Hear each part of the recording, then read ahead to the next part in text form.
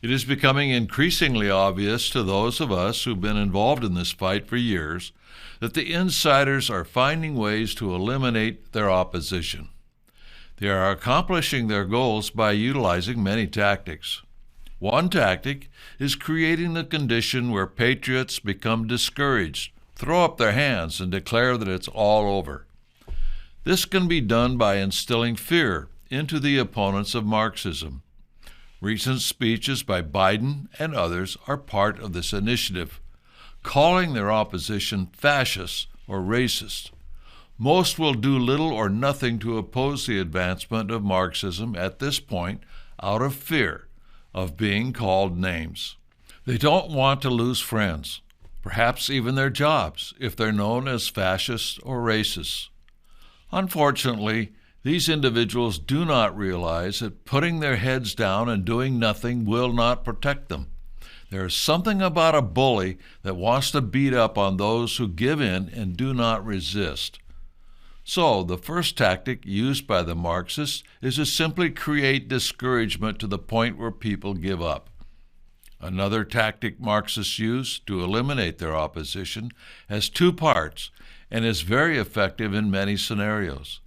It all comes down to cause and effect. Have you ever heard the action is in the reaction? This idea was promoted by Saul Alinsky in his book, Rules for Radicals. Here are some examples of how it works. Marxists create a general frustration in the individuals or groups that are working against them. Their hope is that those in opposition will engage in activities which are confrontational and violent, which will naturally create the need to clamp down on the opposition. They can use the very same tactic in building government that violates the Bill of Rights. America witnessed this following the attack on 9/11. Because of the terrorist attacks, the national media made it look as if the problem was so widespread that government must pass more draconian legislation. Out of these incidents came Homeland Security and the surveillance state. The surveillance state has grown so bad today that the federal government gives grants to the police to track anyone with the click of a mouse anywhere in the United States and around the world. For Americans, this is a violation of the Fourth Amendment of the Constitution. Find out more by going to EFF.org for the documentation of this fact. The federal government is doing all it can to suck our local police departments into reliance on the federal government. We need to fight this trend with our Support Your Local Police committees. While Marxists create their desired reactions, they are also working with groups and individuals to advance their agenda. For instance, they use organizations such as the Southern Poverty Law Center as experts and spread biased information of those who oppose Marxism.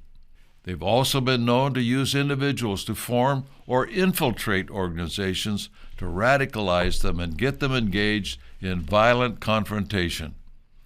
We have seen this happen before and have almost been the victim of such activity ourselves in the past, but due to experience, we were able to stay clear from any entrapment. More and more Americans need to understand how the Marxists work and react in a positive way. Give them the opposite reaction they are hoping for.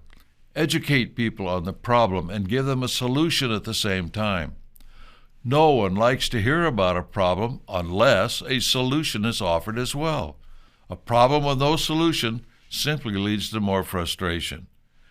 The agenda of the John Birch Society is designed to stop the agenda of the conspiracy. Stick to it and organize people in your community to understand the reason behind our agenda and not get involved in any group or situation which can lead to confrontation.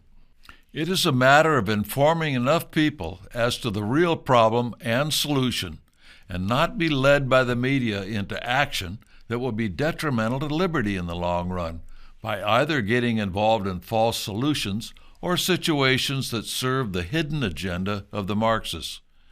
Then get them involved in local chapters of the John Birch Society. You can spread the word by going to our social media channels and hitting like, subscribe, and share. you.